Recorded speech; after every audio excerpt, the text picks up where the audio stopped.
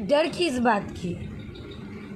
मुझे पता है आज की ये वीडियो में लाइव आने के बाद मेरा जो 60% लोग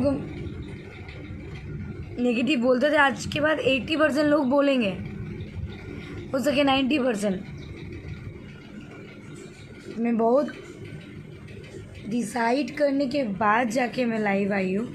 मुझे खास करके कुछ लाइव आने का टेंडेंसी नहीं था, मैं बहुत कम लाइव आती हूँ, आप लोग सबको ही जानते हैं, लेकिन इसके लिए सबसे क्षमा मांग रही हूँ।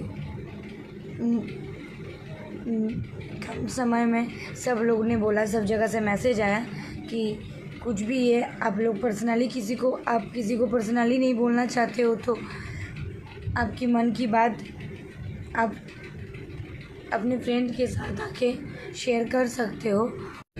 जो बात करना है कर सकते हो।